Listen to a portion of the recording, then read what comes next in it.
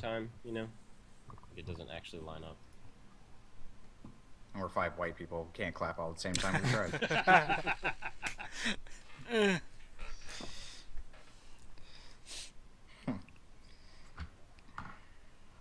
All right. So, Bob, you said that you would read the intro. So let me see if we can find that and kind of put it in the text box here. Here, I'm going to find it. Easiest place to find it, just go to the website. It's on the homepage.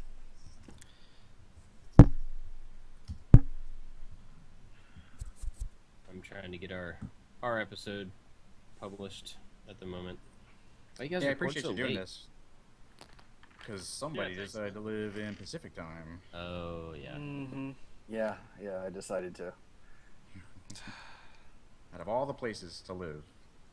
California. Way to go. Home of hippies and granola. I'm almost done, Hopers. So I heard you guys were talking about some issues with the RSS feed. Is that better? I don't know anything about an RSS feed. I don't know. I sent that message to Sean, or it was like an error message.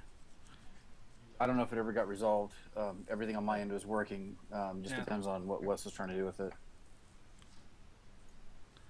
It was just my brother-in-law tried to download it, and it just gave like an error when he tried to.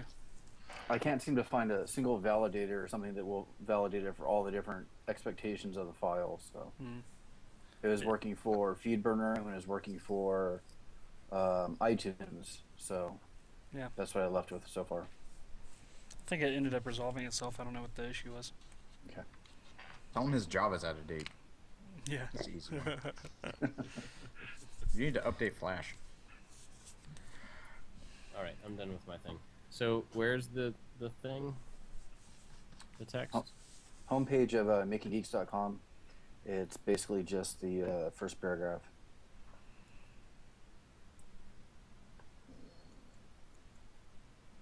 Because I know we were talking about like how we should envelop this, and I was listening to MakerCast, and John, you know, he has that standard intro for every one of those. It kind of introduces the show for somebody that may have never heard it before.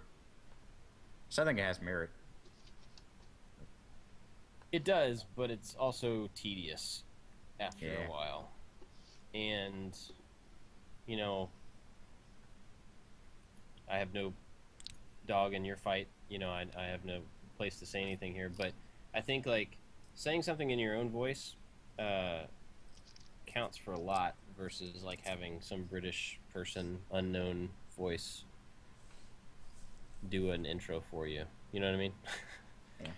Well, the intro will get repetitive after, you know, a certain number of episodes. And I noticed that you guys kind of tapered off from doing that. So I think we'll probably, you know, adapt a similar mentality.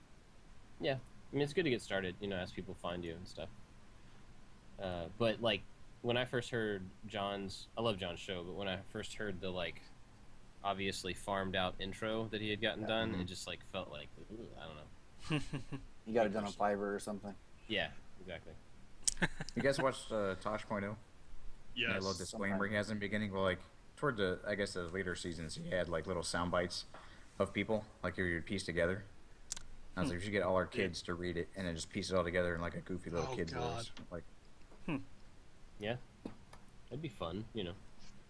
Something different. We could hack up Obama. Well, that's what he did on Tosh.0. He hacked up the president saying all the words to the disclaimer.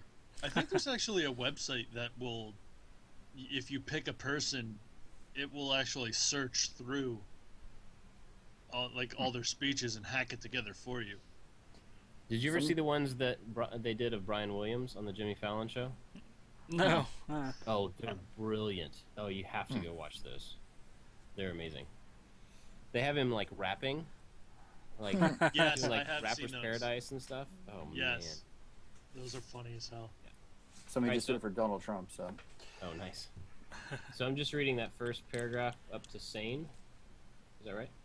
Yes. Yeah. And then what? Am I introducing? Is somebody stepping in and saying something? What's the process? I think Josh would volunteer to moderate, so. Yeah, so this is a concern that we had with 5 people.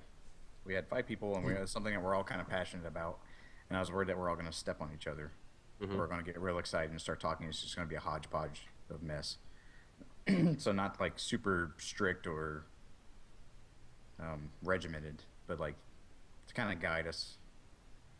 Well, what we do is, as the conversation's going, like somebody will think of something they want to jump in, but we just kind of like wave, and that means I have something to say when you are finished. I'm not telling you to stop. I'm not trying to interrupt you. Just, I'm up next when you're done. And I think that's a pretty good way. It just cuts off some of the like, stuff. And also, with this many people, you may want to think about, if you're not already, like, the order that your Skype windows are in. I don't even know if this would work with this many people. But, like, we all have ours set up so it's like we're sitting in a triangle. And so if I point that way, David knows I'm pointing to him. Because he's on that side of my screen.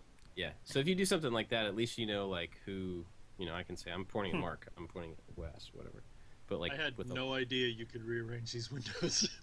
Yeah, you can click and drag them. Yeah. Okay, well, let's do that. Let's make some spaces here. How do you do that? No, it just click and drag. You used to be able to. No, you can't. Well, this many people. Oh, you get 3 in the upper, and you get 2 in the lower. So as you click them, they like cycle to different people. Or you can put one up top. It's kind of weird. It's different than it used to be. Oh, that's odd. Yeah, that would be hard to keep track of. But for 3 people, it works well. Yeah, 3 people, it would work a lot better. We like making everything difficult. Because Wes, you did that the first time.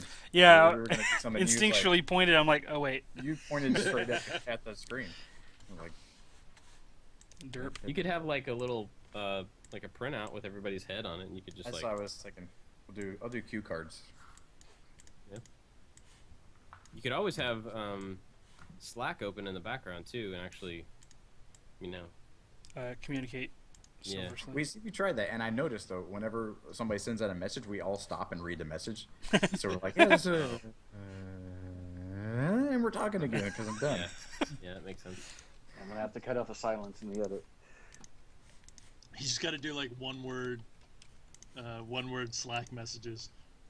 Something real quick. You can just look over and get back real quick.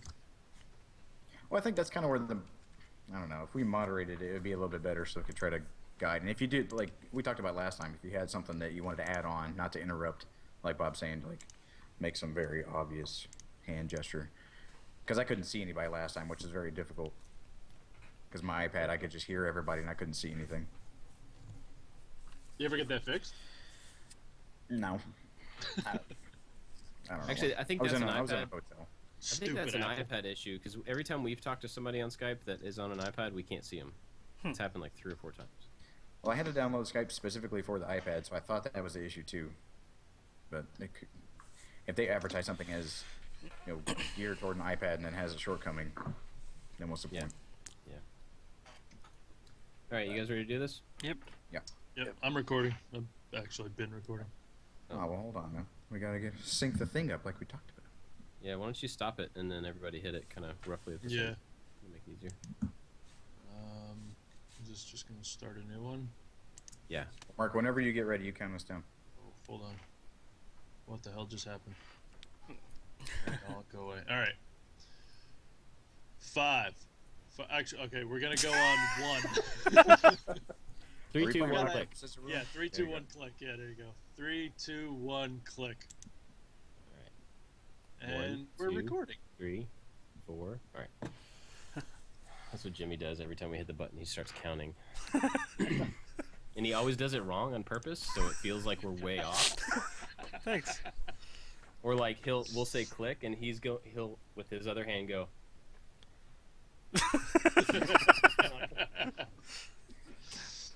All right. You guys ready? Ready. Yeah. Making Geeks is a podcast for people who are striving to find the balance between raising great kids and holding on to their creative passions that keep them sane. Well, for those who might not have recognized that voice, that is Bob Clagett from I Like to Make Stuff, who decided to come join us today. How you doing, Bob? I am great. How are you guys? I think we're doing awesome. Awesome. Good. I'm wonderful. I'm officially on vacation. Ooh, nice. And I officially just got back. Screwed that up already. It's part of the show. Just go ahead and introduce yourself, and I'll start from this point. All right. From what point? By saying I'm Josh Price. Okay. So I'm Josh Price. Joined with me is Wes Swain. How you doing? And Mark O'Keefe. Hello. And Sean Joker. Hey, folks. So how's everybody doing today? Awesome. Doing You well. getting through the heat? It is the weekend. Well, almost, but officially weekend. It's Wednesday. Wait, what? What's your weekend? 4-day work weeks. Oh, nice. Mark's on a different schedule. Gotcha. Yeah, 4 10-hour days. Yeesh. I would rather have 4 10-hour days, to be honest with you. Yeah, like I told my wife, it's really, really like easing of tensions when you work a job, when you get the Monday night and go, wow, I'm halfway done with my work week already. I'm just glad to be back home and not in Albuquerque's super fun hotel room anymore. Yeah, I was there for a week, so it's good to be back. The beige walls. Everything there is tanned, and they put green and red chilies on everything, which is not terrible. But after a while, you're like, all right, I just want some regular food. All right. So with Bob joining us today, we decided to do a super special, awesome episode that we were all very excited about. And Bob just happened to be excited about it as well. And we're going to talk about movies. Everybody loves movies. Old movies, new movies. So we decided with this many people to kind of keep everything sane and not just a crazy hodgepodge of people just randomly yelling out movies that they enjoy. We're going to post it like a question. So each one of us earlier in the week came up with a question that we asked the other so we could have some time to research. Because a really good movie might take a little bit of recall. So we each came up with a question, and we're going to throw it out. We all know each other's questions, but we don't know each other's answers. So it's going to be spontaneous and awesome, and it's going to be super fun. So I'm going to start off with Mark. And Mark, I'll let you throw your question to everybody, and then we will randomly shout out answers. Okay. Now, how are we gonna are we answering our own questions also? Yeah, how about you answer your own question last? There we go. We'll put out some. Yeah, that works. Okay. I'm gonna be like the moderator for like the debates, presidential debates. There will be no buzzer. There will be no bell. So just throw your question out. If you're particularly passionate about it, go ahead and answer, and then we'll build off each other, and then that person will answer their question last. Yeah. Is that fair? All right. Okay, my question was, pick a movie that was considered a colossal failure and try to change one thing in it that would have made it a more successful movie. All right. I got a good one for this, so I'm jumping the gun. Good, because I was stumped. I had to think about this one, but when it came to me, it was golden. So, have you seen the movie 10,000 BC? About the cavemen? I know of it. I didn't actually ever see that one. Exactly. You probably know of it. It came around the time of like Apocalypta and the movies that like Mel Gibson directed, to where he had them, and Passion of the Christ, where he had them like speaking their native tongue. Yeah. And so this movie came out, and I got real excited because I'm really dorky because I like the movie Caveman with Ringo Starr in it. I used to watch it when I was a kid. What? And so they would, yeah. yeah, right. They would speak caveman, and it had no subtitles, but you could kind of understand what they were saying. So I came into the mindset that 10,000 BC was going to be like a modern version of Caveman, where they were going to speak caveman, and like the first 10 words, like everybody's speaking the King's English, and it's kind of ridiculous. Like they're the most eloquent people I've ever heard, and they're supposed to be these Neanderthals, like going to get the mammoth, and then they venture around because this girl gets captured by some warlord or whatever. They meet all these different cultures, and they all speak the most fluent Oxford English that you would ever hear. And I was like, this is ridiculous. And I got really upset. And I was like, this movie would have been so much better if they would have just yammered on through this incoherent like system of grunts and whatever. But you would get what they're saying. You don't need to hear all the stuff. Like, girl gets captured, guy wants to get girl, guy fights bad guy to get girl. Like, so stop speaking so eloquently and nice and speak like a caveman. And I think that movie would have been tremendously more successful. You know what's funny is when you said 10,000 BC, I was actually thinking about the wrong movie. I was thinking about, I think it was called Year One with Jack Black and Michael Cera. Oh, God. That's what I thought you were talking about at first, but now. All right, so that's my answer. All right, Wes, what do you got? It might not have been a colossal failure, but a lot of fans think of it as a failure. Would be Superman Returns. I really like that movie a lot. Me too. I did not hate Brandon Routh as Superman. But the one thing I think I would change though would be I would take the stalker scene out where he's like spying on Lois. He's like behind a bush and he's like hovering over their house and he's like using his X-ray vision to spy on her family and like the boy and all this. But some reason they put the camera in such a way it's like he's behind a bush, even though he could be like across the city or in orbit and see them just well. But just the way they tape it, it makes him seem like a stalker creep kind of vibe. Go back and see it again, and I think that just set the whole tone of the movie off, but among other little things. But that was my main takeaway. That's one thing I would change. Would be don't make Superman creepy stalker. Superman like Superman can't be creepy.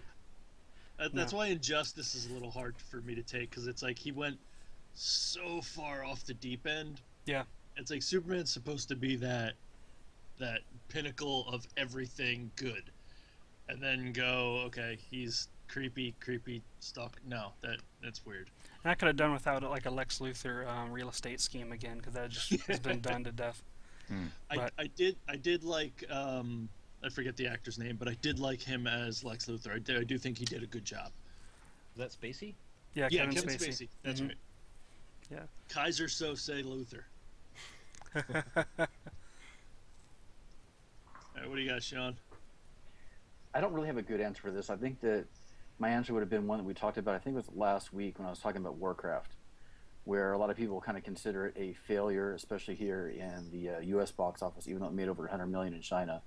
But I think it's mainly because of the casting, and almost for some reasons related to what Josh was saying, in terms of there's a lack of authenticity in the way a lot of the lines are kind of delivered, where you have an environment that's really supposed to be reminiscent of like kings and queens and castles, and you expect a little bit more of a kind of a Shakespearean delivery in the acting, and then you have basically just someone's sounding like they're down in LA just telling a story.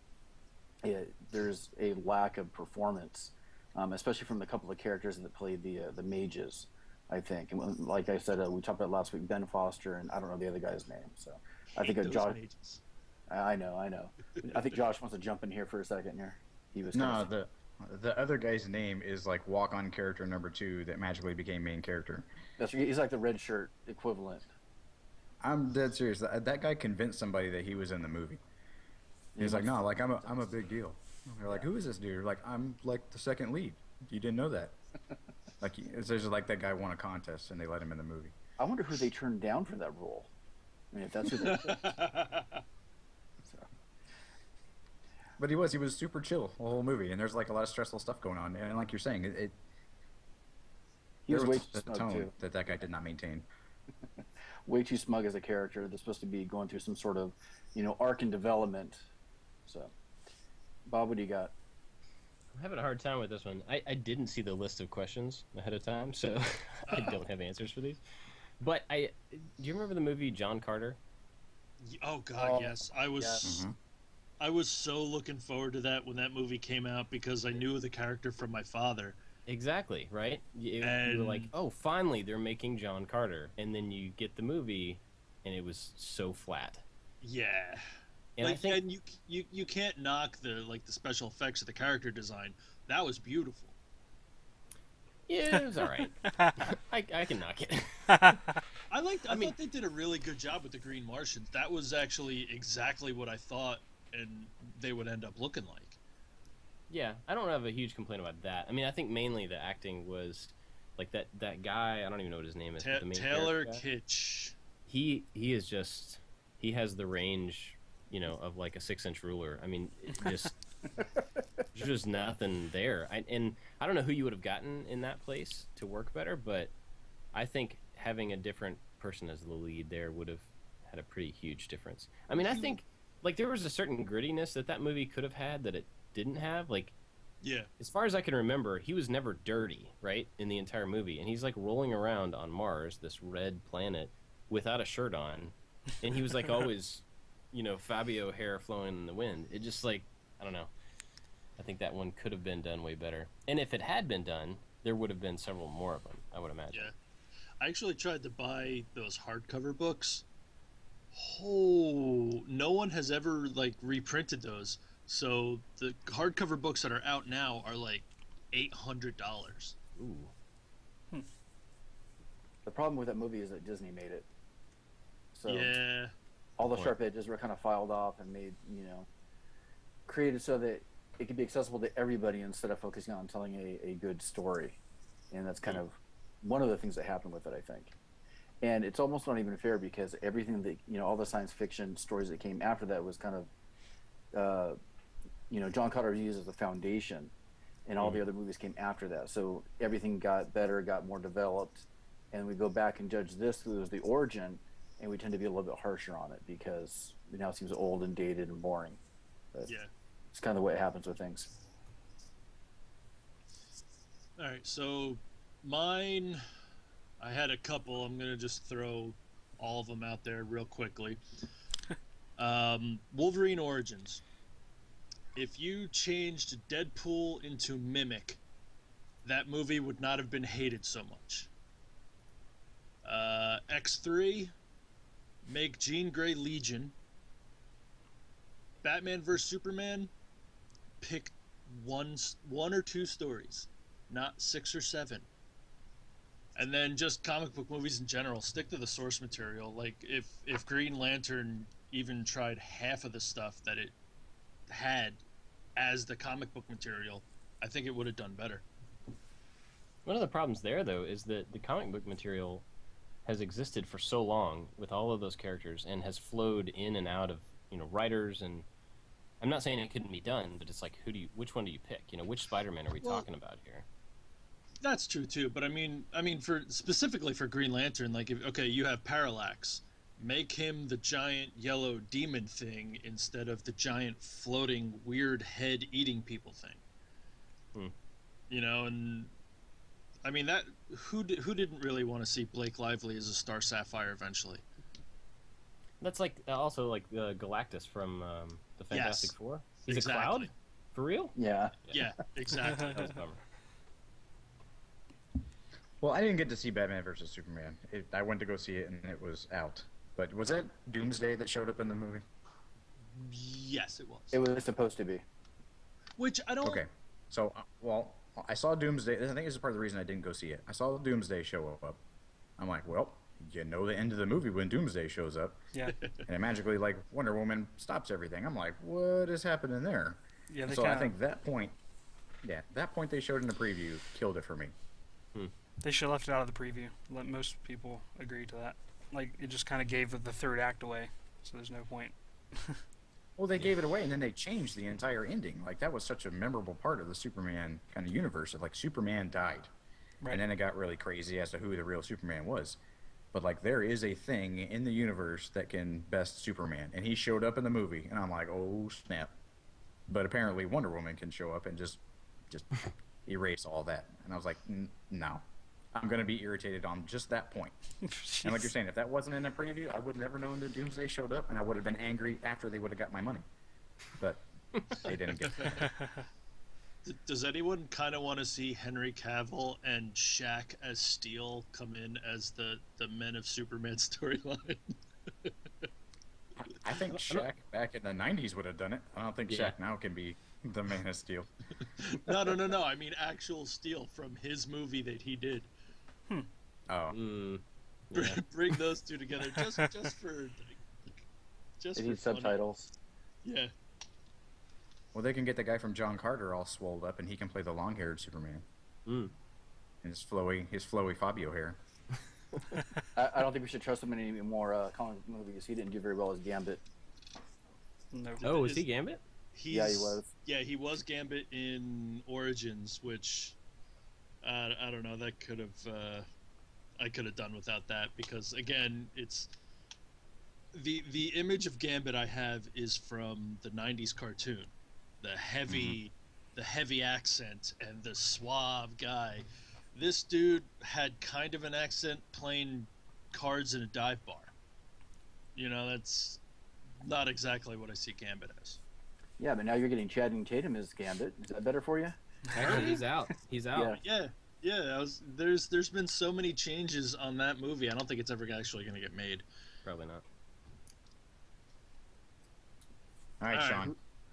You're up, dude.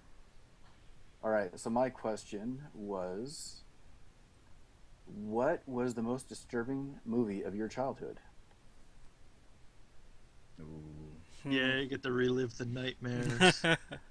Ghostbusters. I'll go first. Ghostbusters. I remember seeing it in the theater, and I loved it until Zool came out, like the crazy dog thing. Mm-hmm. Yeah. And I remember, like, I wasn't really scared of movies as a kid too much. I mean, maybe I didn't see scary stuff, but that one got me. And that night, I can still see waking up from being dead asleep, jumping out of my bed, running down the hall, and just banging on my parents' door. Just like two fists, like, let me in! Like, terrified. That one. And my dog heard me say that now. And he's going on.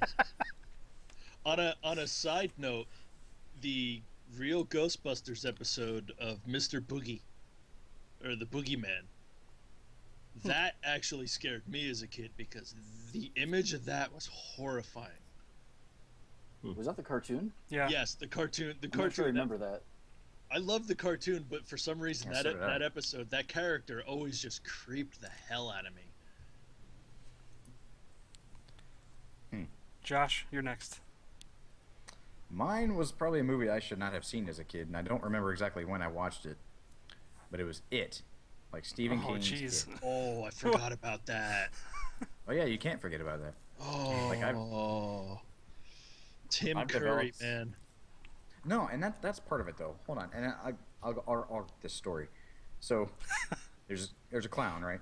The clown is gonna kill people, so you can't get that image out of your head as a kid, and so it just messes you up for all clowns the rest of your life. Even though you're like, I know that person is a person, but I'm like, what is possessing that person to want to be a clown? And so then I see Tim Curry in all these other movies, right? He's in Rocky Horror Picture Show, or he was in Home Alone 2, and I'm like, that's Tim Curry. I know it's Tim Curry. He's not some clown that's going to haunt my dreams or whatever. Like, I know it's Tim Curry, but you can't get over it. Even, like, I've watched that movie, or I've attempted to watch that movie, I think twice in my life. Like, when I sat down, I'm like, all right, I'm going to watch this, and this is going to happen, and I'm going to get over this. And I remember the first time I sat down to do it, I didn't really remember a lot of the movie. And, like, they were sitting around a table, and, like, there was, like, eyeballs or whatever in the plate. And I was like, this isn't that bad. And all of a sudden, like, Pennywise, like, jumped from around the corner, and I'm like, nope, I'm done. I'm out. This isn't happening. He was a scary dude, man. It was always his portrayal whenever he talked. Just Didn't remember there were words. It didn't matter. Didn't get past it. beep beep Johnny. Yeah. Ugh. Like, it got to a point when I was deployed to Iraq, it was my birthday, and some friends of mine, like, dressed up like clowns and tried to surprise me. And, like, I got into a full-on, like, combatives wrestling, like, I'm going to choke this person out because I feel I'm being threatened kind of thing. But, yeah, that movie messed me up. So, don't watch it. Don't let your kids watch it. Words to live by. Wes, what about you? Mine is a seemingly harmless movie, but I guess maybe just the circumstances which I watched it just set me on the wrong path. It was E.T. Oh. I remember that movie coming out in theaters, and they had it was the big rage. All the kids wanted to go see it and all this. I remember being in the back seat of my grandmother's car, and we pulled up to the theater, and everybody's getting out of the car, and there was, like, I saw as we pulled up, there was a dude in an E.T. costume, like, greeting the kids or whatever. I saw him in the distance, and I had never seen the movie yet. It was just a creepy creature, right? So I remember fiddling with my seatbelt, turned away from the door, trying to unbuckle it, and as I unbuckle, looking out the door, this face is right in front of me. He's peering in the car, looking at me. It scared the living God out of me, right? So from that moment on, I was just like, E.T., no. So then, I realized it was a person. I saw the zipper in the back, after we were waiting in line, all this stuff. but still, just that instant, like, just that image just stuck with me. And so then I watched the movie, and it had a couple creepy parts in it where he's like dying in the riverbed, all freaking out, all white, freaked me out. When he's in the capsule, like waking up or whatever, he's like, Elliot, he's like, when they capture him and they're doing the experiments or tests on them, he freaks out in the capsule. That freaked me out. And then from then on, I had this recurring vision, I guess, whenever I was in the house at night. Like windows have that property where if it's light on the inside, it has like a reflective property. You see yourself in the window. I just imagine looking out in the backyard and seeing my reflection, and then you start seeing like E.T.'s face kind of superimposed. I don't know. I was little. I don't know how to explain it. It's just E.T. I couldn't do it. And I liked it. I really liked the movie now. And, subsequent viewings after that, but that just kind of set me off on anti-E.T. as a kid. I don't know. Oh, man.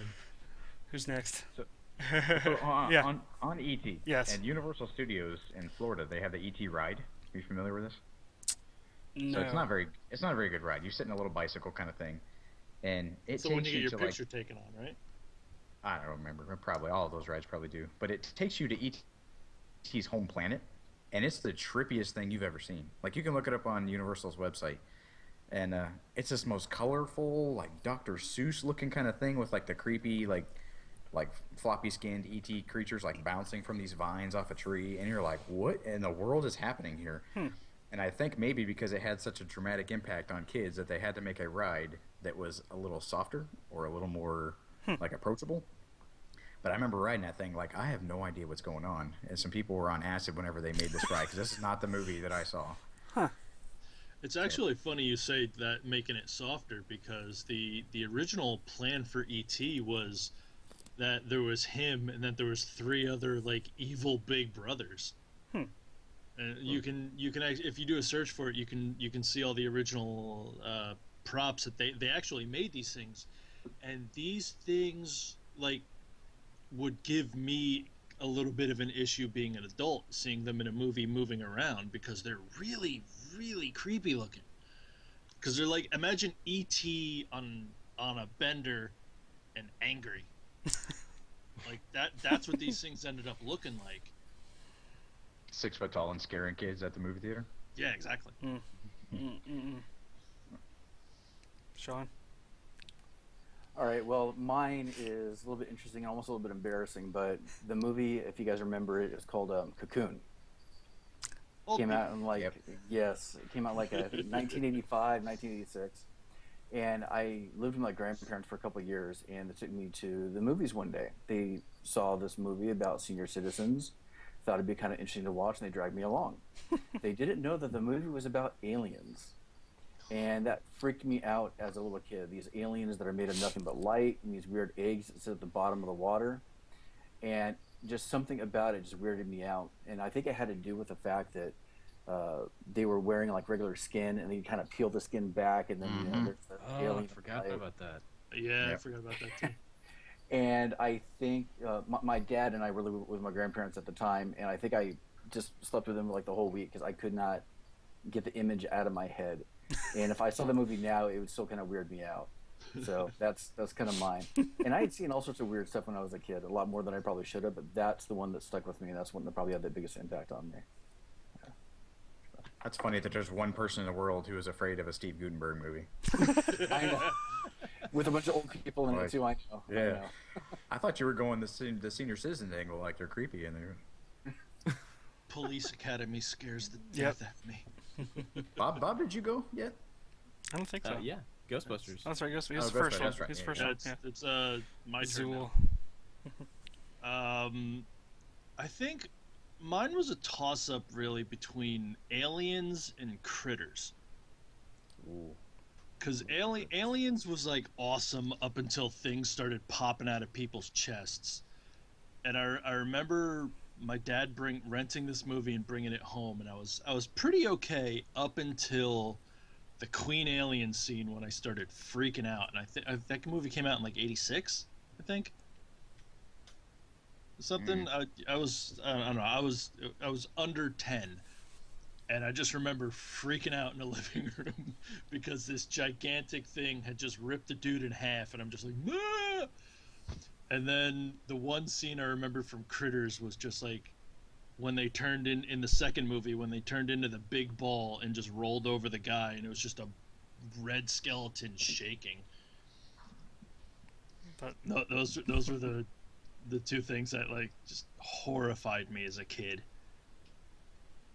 Critters was the first movie that ever gave me nightmares. Critters I can remember. I've never seen it. Yeah.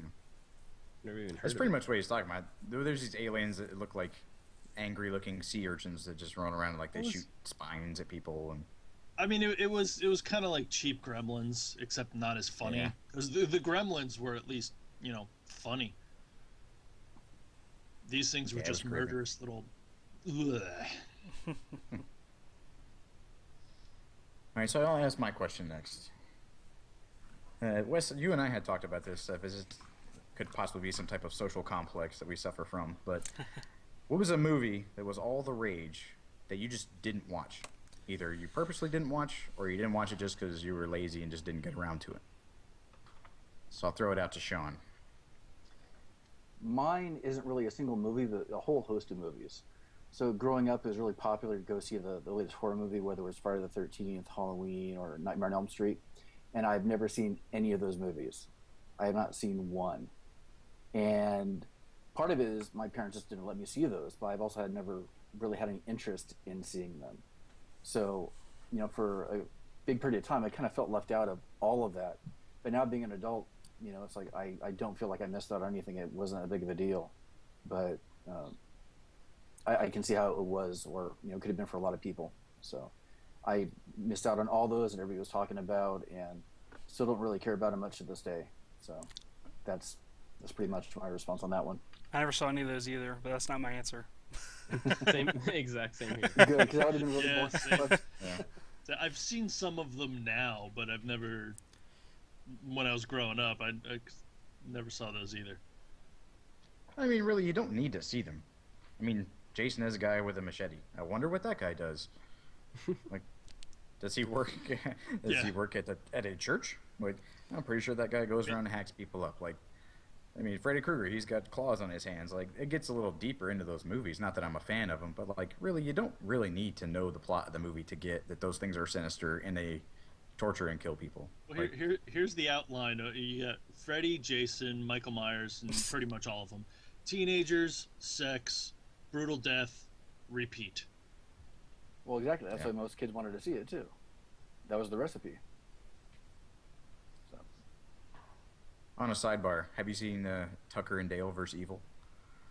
No. It's a modern movie with these two like good old boys that bought a cabin, and it sets it up exactly like you're talking about, like those old, late 70s, early 80s like spoof movies where these kids think that these rednecks are out to get him, out to kill him, but just these purely coincidental and happenstance occurrences, like these kids start dying, and the guy's like, "Oh my God, why is this happening?" And they're trying to help them, and the kids are all afraid.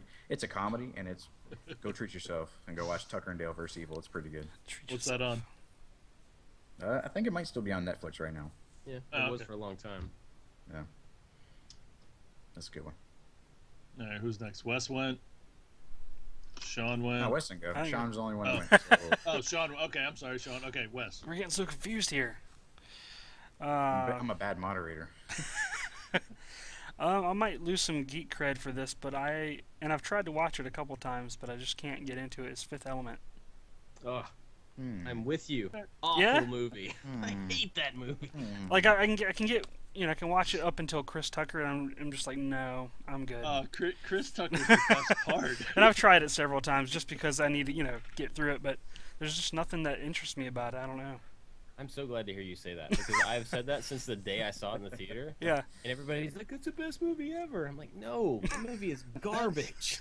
I think that movie is more like it's a guilty pleasure because, I mean, if you really chalk it up, it is a bad movie, but it's so wacky that it's fun. I think that movie falls into the line of it's so bad it's great. For me, anyway, because I enjoy watching. We'll agree to disagree. That was a short answer for me, but yeah, that's it. Well, I might lose some geek cred with my answer as well. That was the intent of this question, by the way. Okay, well, I have never seen any of the Terminator movies all the way through. Really? Yeah. It not that I didn't want to. It just never happened. And then it was like there's like whatever 6 of them or 5 of them or something, and I'm like, there are way too many. Who knows at this point? But you don't need to see travel. past 2 anyways. Yeah. Yeah, I mean, I've heard that like the second one is the best one, but it's just like of all the things that I could spend my life on, going back 20 years to watch a movie that I was never really that interested in. Not at this point. Yeah.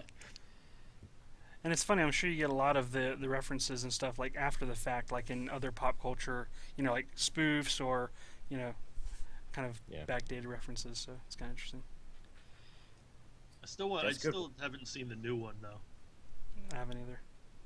It doesn't exist.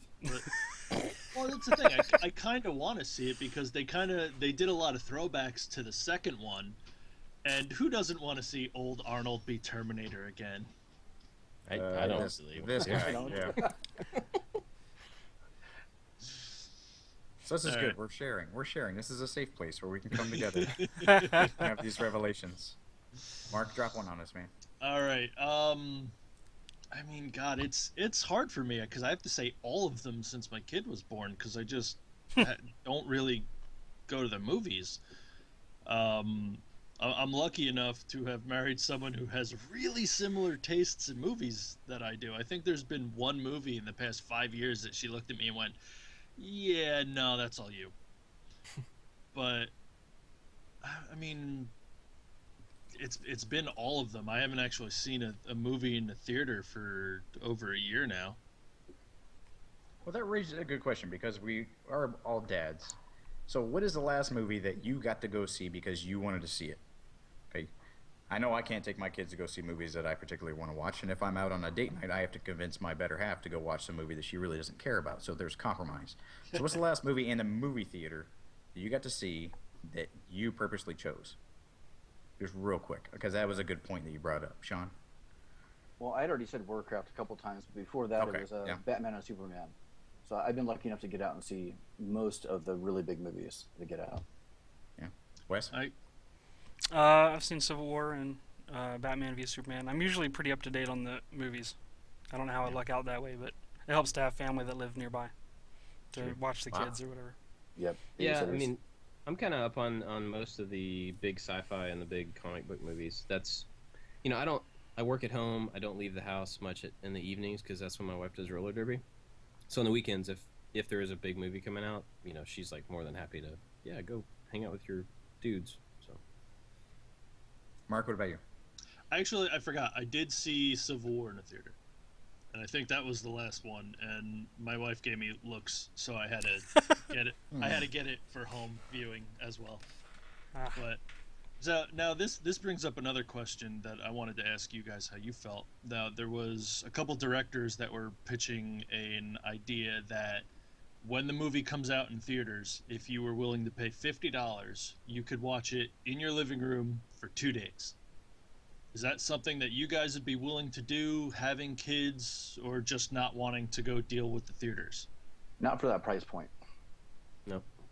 Not for that price point.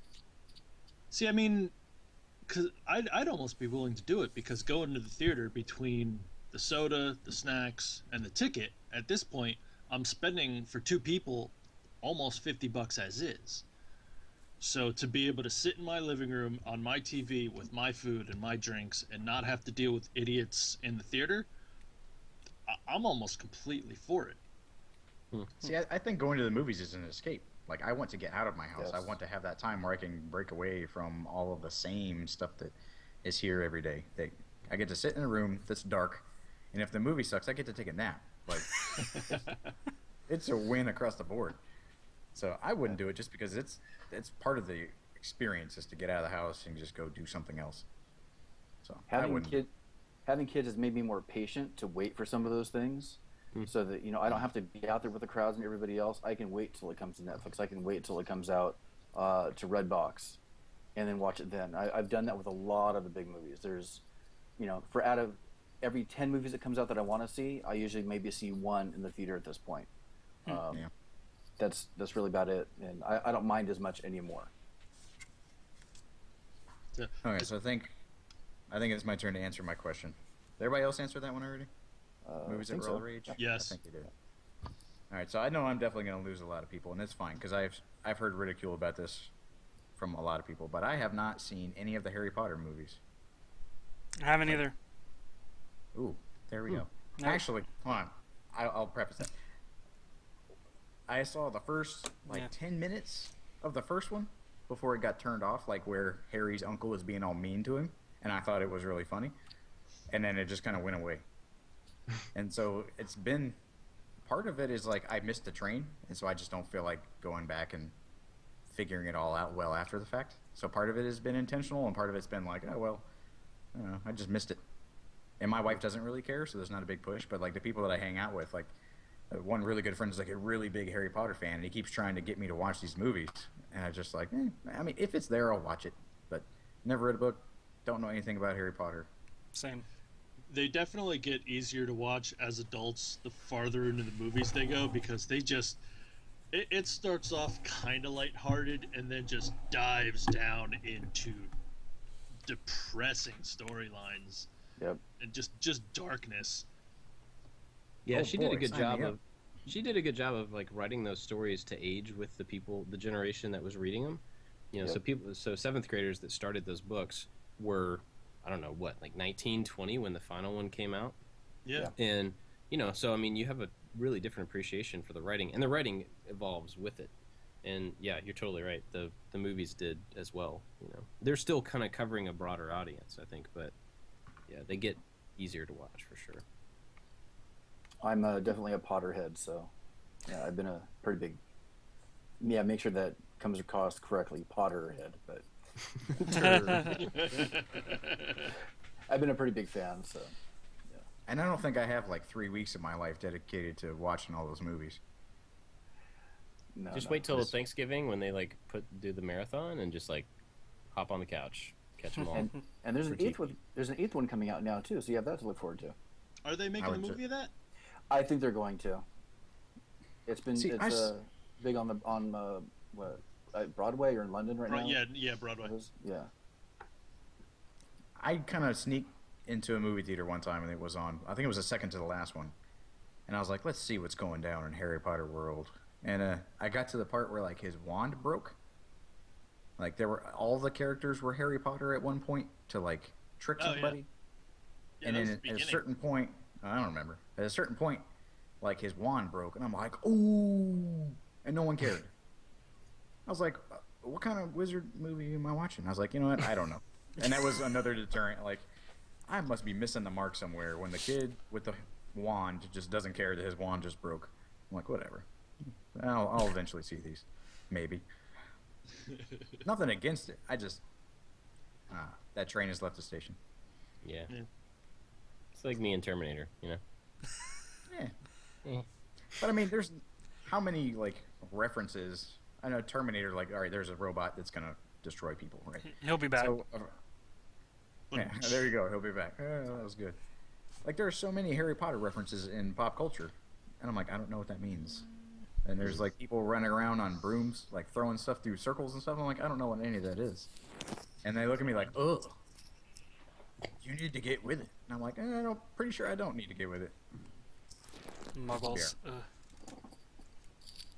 Yeah, when there's a little guy that looks like Gollum, like right around the same time the Gollum was coming out, and I'm like, come on, Harry Potter, get your own character.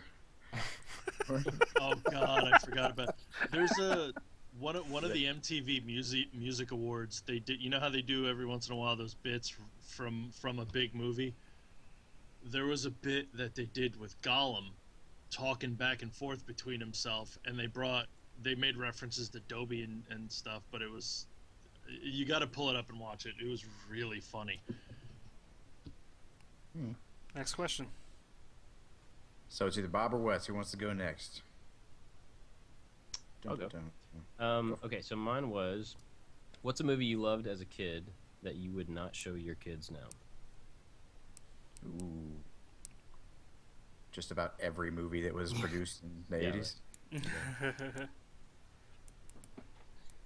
I'll go to kill some sounds. Who Framed Roger Rabbit? Ooh. Like, I really liked that movie as a kid, and I would say that it was geared toward kids. And that movie has a whole bunch of references that I don't want my 6-year-old watching.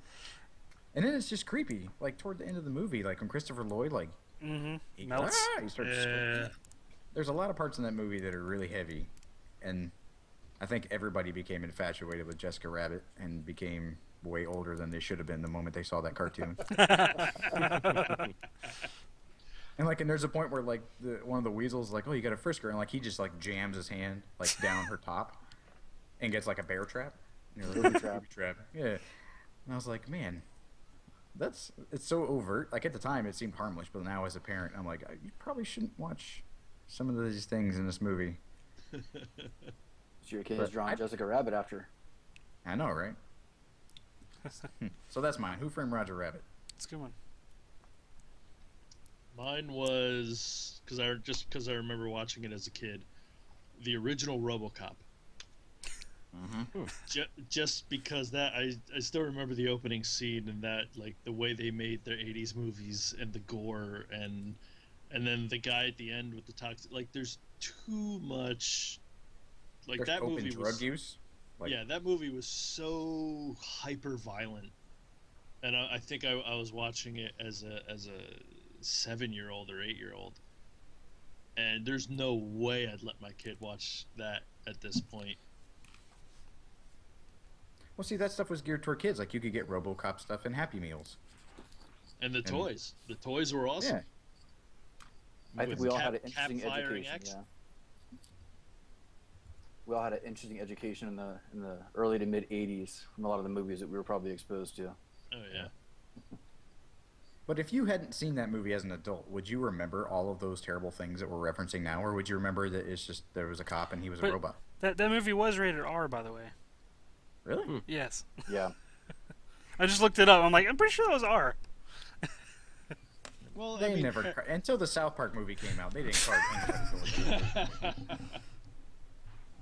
Parenting was different back then too, because you had all the kids. Like, between RoboCop, there was also like we said before, the Freddy and the Jason movies that everyone watched because let's watch people get killed, and it was definitely different back then than it is now. Yeah. Okay, so maybe not directly geared toward kids, but there were some awesome toys.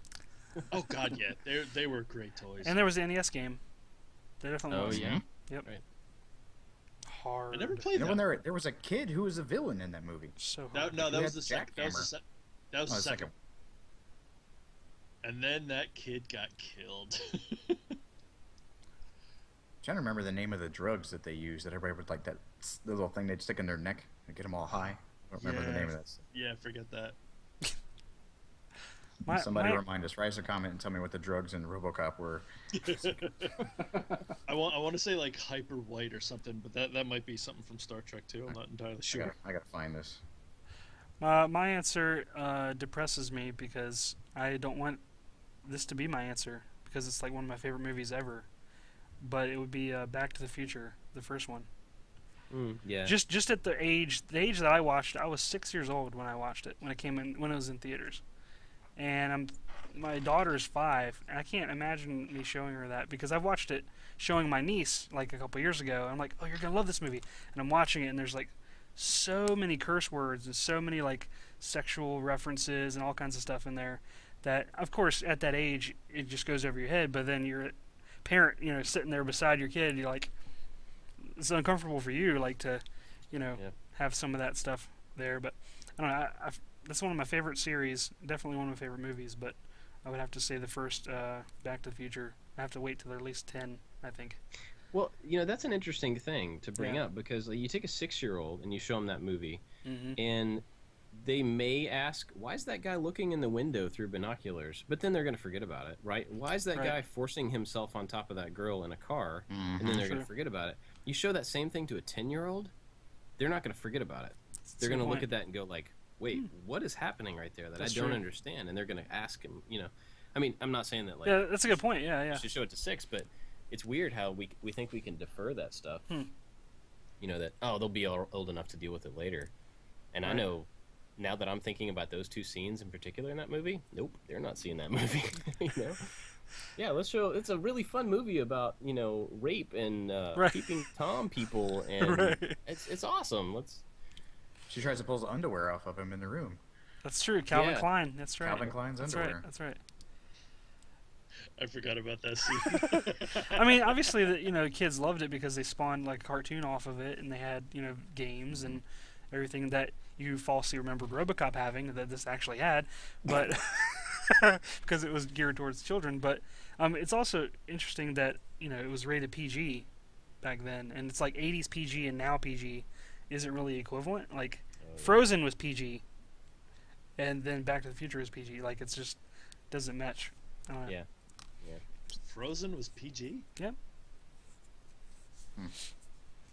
I think the third one, like Back to the Future 3, if there was one that you could pick, it'd be out of order and it wouldn't make any sense. But like the Western one, yeah, I always felt like the really Western one was geared more toward kids, and it was very cartoony, like more so than the other ones. It was very slapstick. So I think if there was one that, if you had that urge to introduce the idea, go with the third one. But then it'd be it'd be sequence, and I just couldn't deal with that with my nerd brain. The whole time's out of sequence too, anyway, man. It's like you can see them in anywhere you want; they still make the same amount of sense. So you were talking about Frozen being PG. Yeah. I don't know why, but I imagine that that's only PG because people die at the beginning of it. Because I think you can't have a G movie with human death in it. Right, her parents. Yeah, her parents died in the Spoiler alert.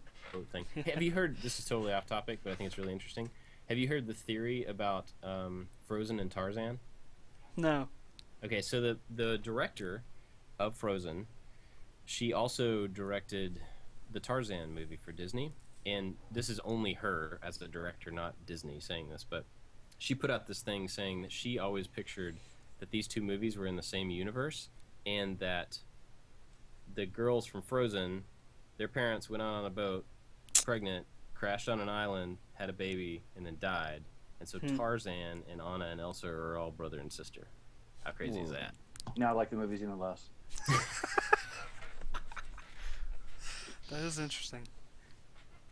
We watch lots of Disney here. So Yeah. We went to go see that when it came out, and I think I based my initial reaction on like the preview, because the preview, like, it had the reindeer and had the snowman, and they were like very funny, and it was really all about them. And when the movie started, I'm like, what in the world am I watching? yeah, I was like, this is the Ice Queen, and there's a lot of singing. I was like, I've been bamboozled coming into this theater, and Deacon didn't care. He thought it was neat. I was like, this is garbage. What am I doing here? I was like, I'm creeping on this movie right now. I thought it was like, it was a reindeer movie. No, it wasn't. So PG, some material may not be suitable for children. Parents urged to give parental guidance, in quotes, may contain some material parents might not like for their children. Like those songs. I understand. maybe that's it. Then. Maybe Yeah. this is PG because of these songs. You will hate these directors for many, many months. All right, I'll go next. I had a toss-up between two, but I think I'm going to go with Labyrinth. Yep. Yeah. And I watched it again recently, and I don't even remember why. But it's just weird. It's creepy. The whole idea of the older sister trying to send the little brother away, and there was a lot of stuff like that in the 80s, and just weird. My kids don't do very good with stuff like that right now. The other one I had listed was Legend with Tim Curry and Tom Cruise. I saw that when I was pretty young. That's dark, weird, and I don't want to have to try to explain things about that movie to my kids. Tim Curry almost died in that movie. Is that from the makeup and stuff, or? Yeah, the scene where he's coming up out of the water, the headpiece was actually so heavy that when it started coming out of the water, his neck couldn't support the weight, so it was holding his head underwater as he's coming up out of it. Well, but that was some epic. Like, when I first saw that movie, I didn't know who Tim Curry was, and then years later, discovering who Tim Curry was, and my sister, because that was her favorite movie, she's like, that's Tim Curry, right? And I'm like, what, are you kidding me? the makeup job that they did on him for the devil was so impressive. Yeah. That's a movie that I really liked. I mean, I saw it when I was older, probably not right when it came out. And I really liked it, but my wife has never seen it. And every time we've watched a movie that has like a really dark evil to it, you know, like, I mean, if you've seen that movie, you know what I'm talking about. He's like evil, right? Not just bad, he's evil. And every time we've seen anything like that, she gets really unsettled. She just doesn't enjoy that type of stuff. And so that's a movie that we've never seen. And I'm like, I tell her, you might like this one, but I don't think we should watch it. It just wouldn't be good. You know, you won't walk away from it going, wow, that was fantastic. You'd be like, I'm creeped out. Yeah. My wife's kind of the same way, but not for, I mean, for evil, but we watched Daredevil. And just a couple scenes with the Kingpin that if you've seen the series, you know exactly what I'm talking about. She's like, no, I had trouble going to sleep because I was so disturbed by some of the things I saw in that. Wow. The car door. The car door, the guy in the alley, the police officer, the reporter.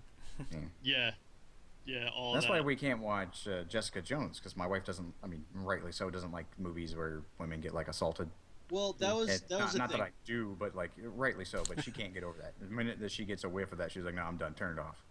And so, no, Jessica Jones, like the setup for that show, is kind of based on that. So she won't even go there. Intense. Well, that's actually I thought about that too, and I watched the first couple episodes before my wife, and I was like, okay, this is the setup, but they don't. It's just kind of that it happened. There's nothing that you actually see that is as bad as Daredevil was. And Jessica Jones was a really, really great series. And my wife watched it, and she was like, this is actually really good. I like it. Thank you for, making sure I wasn't going to get freaked out by it. Because I knew that was, because I didn't really know who Jessica Jones was, and then I read up on it, and I was like, oh my God, my wife could never watch this. Because that whole setup was just horrifying. We haven't started that one for that same reason. Like, I'd like to see it, but I don't know if she really would enjoy it. I mean, you got to make the decision for yourself. But watch the first 2 or 3 episodes. There are some fight scenes. There are allusions and references to what happened, but they don't ever actually act it out. So it's basically what a woman, like what she's dealing with, trying to get over it. Right. Aftermath. Right. Yeah. Gotcha. So it's. I mean, I thought it was good. My wife dealt with it, and she was like really happy she watched it. She wasn't disturbed by it. So I think Jessica Jones is much safer than Daredevil is. That's interesting to hear. Yeah, there's a bunch of content out there now. The trend of TV is to go like more real, more gritty, which is good in a lot of ways, but it's bad in those type of ways. It's bad because it makes like brutality so much closer to home, and so you can see how that would actually play out in real life, and that sucks to see. Yeah, right. It's kind of a weird line. There's another show that I watch. We started watching Mr. Robot. You guys ever seen Mr. Robot? Oh God, my wife doesn't like that one. Yeah, it's fascinating to a degree, but then there's this other half of it that's like just really depressing, drug use, just awful stuff that you see, and it just deflates. I like the show, but it just deflates me when I watch it. The show's absolutely fascinating, but there was the one story turn towards the end of the season that I'm watching it going, what? Really? Yeah. Cool. So, Bob, did you answer your own question? No, I haven't answered my own question. So, I think there's a bunch of them. I mean, I think for all of us there would be a bunch of answers to this, but my big one is Goonies. So, my wife loves Goonies, favorite movie ever. So, a few years ago, they had, during the summer, they put, kids' movies on at the theater for $1. Oh, he's wearing a Goonies shirt right now. So you go, all the kids go to this movie theater for $1 in the summer and get to see old cool movies. So we're like, I'm leaving work today. We're going to get a babysitter, and my wife and I are going to go see Goonies. So we go, sit down this movie, and the language starts right away.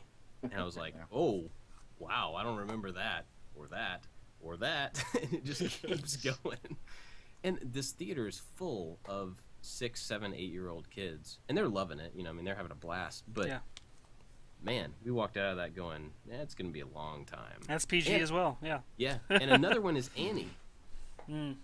Have The you seen original? Annie? Yeah, the original. Original? Have you seen that in several years? No. Not recently, no. The one with, like, Carol Burnett? Yeah. Yeah. Watch it without your kids. I mean, if language is an issue, for me, it's not something I want to expose my kids to. Mm-hmm. But listen to the language in Annie, and you will Really? be blown away that Disney put that together. All right, really so I have a quick question for you guys regarding that. Given that we're probably a little bit more cautious about what we show our kids as of right now, compared to like maybe what our parents might have worried about, do you feel that you're sheltering them too much? Because I mean, even though we don't want to openly expose them to this language, you know, I think it's kind of a good idea to know, you know, for them to know what is appropriate, what isn't, kind of like gauge that for themselves. Because I'm struggling, you know, with a couple of those things like that now with my kids. You know, am I sheltering them too much? What's considered overexposure? Josh, I think you got a good response for this one. Looks like. No, I didn't mean to cut you Oh, off. I thought you were. Oh, no. I don't know yet. All I know is I need to get my language under control before her first word is a curse word. Because I curse a lot, and I gotta stop. But I mean, that is a good question for me going forward. I mean, how do you really know? I mean, from a really young age, my dad had me listening to Rodney Dangerfield, George Carlin, you know, a lot of comedians and stuff, and I basically had to self-censor and, you know, learn early on what's appropriate, what's not. I just, you know, talking to a couple other dads and wondering what you guys think on it. Well, we get this question a lot as a homeschool family. That people automatically think because we choose a homeschool, like we're purposely sheltering our kids, and that's really the opposite of what happens. I think for movies, I think you have to choose where that venue is. Like, what is the drive? Like, why do you have to show your kids Goonies? Like, is it some fundamental thing that you have inside that, excuse me, that you have to share with your kid? And you're like, and then you would just don't say that word or that word or that word. Like, is it really necessary for that to be the catalyst for that conversation? But I mean, not saying that kids are going to be exposed to things. It's how you frame when it happens. Because I remember I used to go to baseball practice with my dad, and he used to listen to Garth Brooks. And there was this one song that said, this damned old rodeo. And I would, like, holler that part. I'm like, I'm just singing the song. And he would get on to me every time, like, stop that. You know you're not supposed to say that. So it's, I mean, kids can find words they're not supposed to say. And it's, I mean, Deacon does. I mean, we don't like when he says stupid. Like, he knows he's not supposed to say that word. So, like, and we don't yell at him. It's like, well, do you understand what you're saying? And that's really, I think, the nature of curse words are things that we try to get around. And they're going to hear words and they're going to say something. And they're either going to think it's funny because somebody else laughed when they heard it. And they'll go, okay, well, do you know what that word actually means? Do you know what you're saying?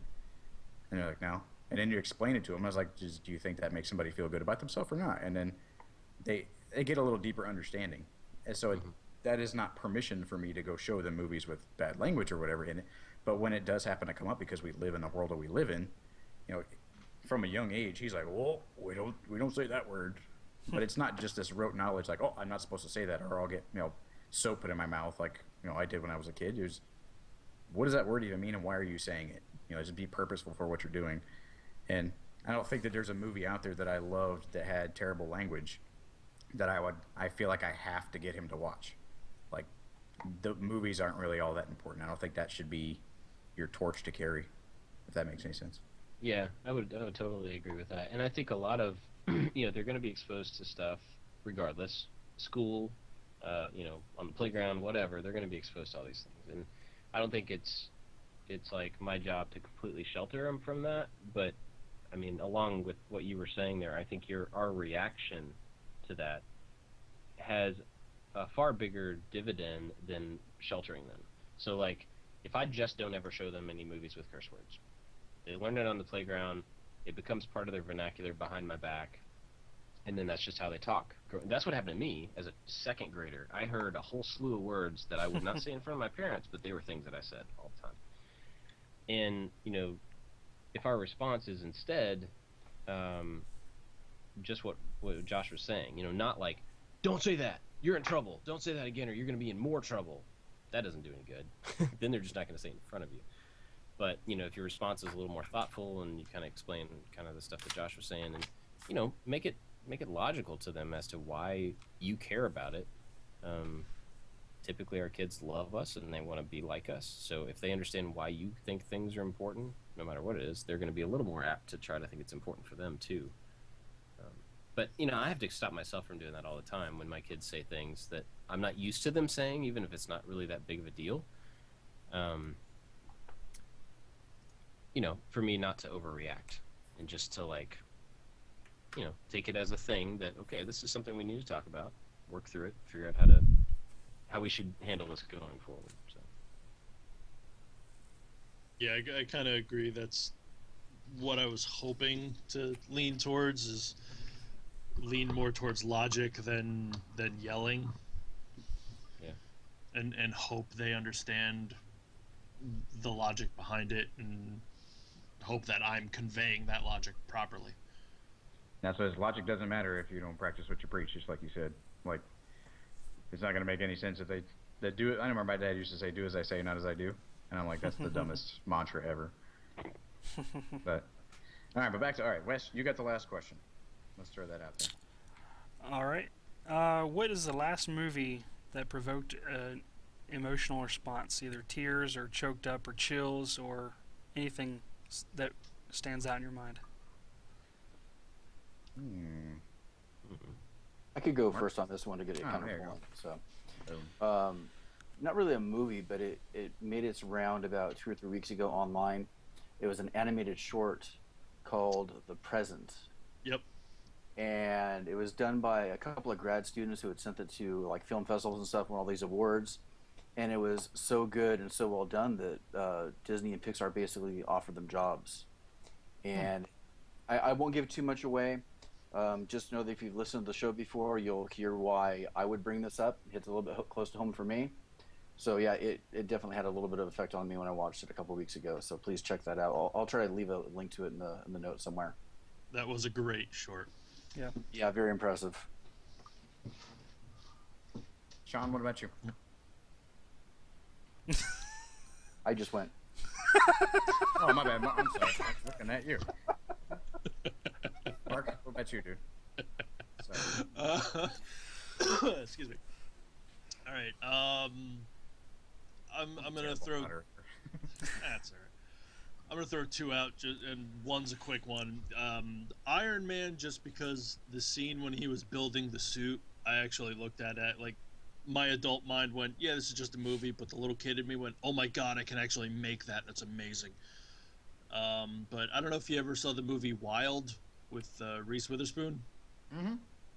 No. That was a really cool movie, and just seeing what she had to go through to go from rock bottom to functional human being again was really interesting and really cool. Yeah, so she had like a terrible past, and went on this hike to kind of find herself. And Yeah, she does. It was a really good story arc, and it was a really good character build. It was a good movie. The Appalachian Trail, yeah. Although, like I don't know if you, did you get like the heebie-jeebies every time a guy came on screen? Like, I think that's Predator kind of. They set that movie up to people being predators. But hope we didn't lose Bob. No, I'm here. Okay. Okay, good. We're getting this spirally connection thing, so we're not sure. All right, so my answer was Toy Story 3. Dude, Yep. that was my runner-up. And, Yep. Yeah. Well, and so there was a part that I kind of hit close to home with me. I mean, because I deployed and I had moments where I didn't think I was going to come home. And so there was the part where they're about to go into the furnace. I think everybody kind of knows what part we're talking about. Oh, yeah. Where, like, they just hold hands and they pretty much, like, without even talking, like, look at each other and nod, like, stop struggling. It's time to go. And I remember watching that, like, what is happening in this Pixar movie right now? Yeah. Like, no, stop what you're doing and scramble. And they just, nope. Was that the one with the purple bear? Yes. Yeah. Yep. I actually have not seen that one all the way through. You need Well, to. I think I might have just spoiled that part for you, but That's it okay. is heavy. My kids won't watch that movie. They saw it once, and it scared them and made them sad, and they won't watch it again. I could get that because that one. Yeah. That was J.J. Abrams did that one, right? No. No, surely Which not. one did he do? I thought somebody. What? No, I'm not joking. I thought J.J. Abrams did that movie. Whether No. I'm retarded as a person. Okay. I thought I heard that somewhere. But that movie was heavy. Yeah, And thinking that about that's scene gonna in make me tear up particular. now. Yeah, my Right? brother, my brother just deployed to Afghanistan yesterday. Whoa. Oh, well, we throw our prayers out to him. Yeah. That's mine. Bob? I tend, I'll just let down the veil. I cry a lot. Nice. Like, stuff hits me, like, you know, the good stories, the personal stuff, any kind of loss. Yeah. It really hits me hard, and so I actually tear up at quite a bit. Probably You're not alone.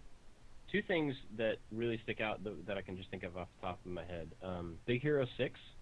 Hmm. You guys seen Oh, Big Hero yep. 6? Oh, yeah. yeah. Yeah, that Great- was great film. messed up. It's an excellent movie, and near the beginning, you know, one of the guys, Hero's brother, dies, and I don't know why that just made me. I mean, I'm sitting there with my kids, thinking about them, thinking about my own brother, and like, oh, that Right. sucks. Yeah. You know? Oh, and I forgot what my other one was. The show Parenthood. You ever seen the show Parenthood? I don't like watching that show. Good grief! Do not watch that show. For that reason, that's exactly why I don't want to watch it. It is the emotion and the relationships and the failures that relationships are so realistic and so grounded that it hurts too much for me to watch that show. It just feels like I'm part of this terribly broken family, you know, that's just like constantly going through it. And that's the way they keep the show going, right? It's just like one family emergency after another. But man, yeah, we watched like a couple seasons, and finally I was like, I watch TV to get away. I'm sorry, Yeah. baby, I can't watch Yeah. this anymore. Exactly. Escapism is my reason. Yeah.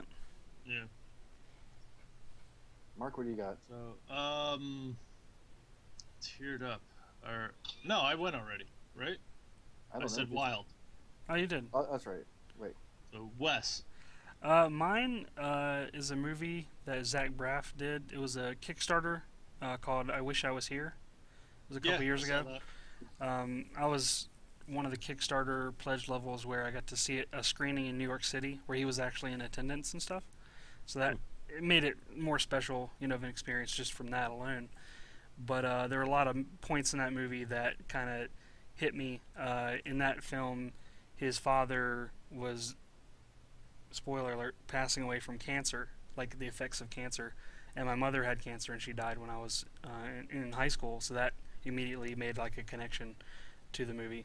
And there were some other things in there as well, but like his current, Zach Braff's character, his current profession that he chose was not like a socially acceptable profession.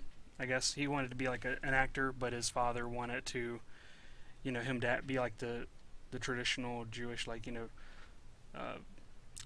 dad, you know, like the basis of the family, and have like a steady job and all this stuff. And he would always, you know, do the things that he wanted to do to try to follow his dreams or whatever. And I don't know, just kind of with me being a stay-at-home dad, you know, it's not the traditional job for a male, so it's, you know, not as socially acceptable in some circles as others. So that kind of was another parallel. And also there's some other some other scenes where like his daughter was learning how to swim and overcoming her fears and stuff, and at the same time we were teaching my daughter how to swim. So there was a lot of parallels that were happening at the same time in the movie that just kind of all hit me at once. You know, I thought it was really good, but it kind of definitely made me tear up in that one, which is not a normal occurrence. But besides Toy Story 3, which that was, but that it was like a punch to the gut though when they announced that they're gonna make a Toy Story 4. It like completely invalidated that whole experience for me. I'm like, really? Like those, like the bookend of the whole series, and now you're like just kidding. You know, I don't know. It just didn't take the finality was part of the reason I had a lot of punch to me in that movie. But That Zach Braff movie had Natalie Portman in it, right? no, that was Garden State. Oh, Also yeah. a good one. Yeah, this one had Kate Hudson in it, and it had the guy who played what was his name from Princess Bride. Mandy Patinkin. Yes, he was the father. It had like a lot of good, really good actors and stuff, and it wasn't like social. It wasn't a huge moneymaker, but I liked it. So Another Awesome. Pixar, just since we're on the subject, Up. Beginning. Oh. I didn't see it, but I know the beginning, and Ooh. oh man, That's rough. Pixar is Yes. killing people. I know, right? We just saw Finding Dory. It's like Oh, don't I can't scroll take that this one. emotion. No. But it's like I can't take this emotional roller coaster here, Pixar. Like, man, it was good. they're good at it. It's almost like they're anti-family. They're just pro crying. it all started with Bambi, though. Come on, let's get real here. That's true. Awesome. I think this has been a really good time. Yep. I think we need to do more of these. Yes, Bob, thanks for Do sticking we, around and hanging out with us, man. Absolutely. Thanks for having me. So, where can we hear more from everybody? Or Well, I'm still in the developmental processes of Asylum Designs, but the Instagram is the most active one for me since it's all pictures, and Facebook. Nice. You can find my stuff at thepiworkshop.com on YouTube and Instagram and all the other places. find more from me at geekbuilders.net. I have links to all the social networks I'm part of, and you could find more information there. Geeksmithing.com, geeksmithing everywhere else. Bob, and who are you again? Do you have social media? Yeah, I have a couple of them. Yeah, all my stuff is ILikeToMakeStuff.com, and I like to make stuff on everything else. Oh yeah. Awesome. We'd like to thank everybody for hanging out with us tonight. This was a really fun show. Let us know if you like the 5-person arrangement, how we did. I think we tried it. I think we did pretty well. Didn't step on each other. I think it's flowed really well. But let us know how you like the 5-person arrangement, because it's something that we definitely want to continue. We don't know how often we want to have people on, because they like to steal the limelight because they're big ballers.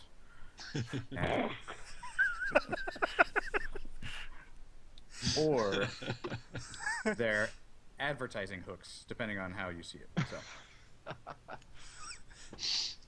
But it was great to have Bob on. It's great to have you guys. Thank you, sir.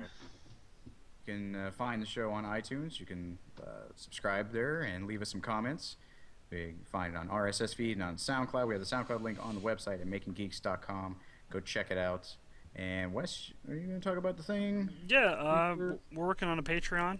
Hopefully it'll be up in the next week or so. We'll have some cool perks, including a video version of the show that you can watch at a certain reward level, so that should be interesting. It'd be interesting for us as well. Yeah, we're way better in person. You get to see all the flubs and mess-ups as well, because it'll be like an unedited, And all pure... the weird faces we make. Yes, exactly. Peek behind the curtain. Well, thanks, everybody. We hope you have a great week. And stay tuned. Next week on Saturdays, we'll be posting our new episodes. Have a great night. Take care, folks. Thanks, guys. Thanks, Bye, Bob. guys. All right. Stop the thing there. Yep, And stop we can it. stop recording. Stop. There we go. Make sure you export.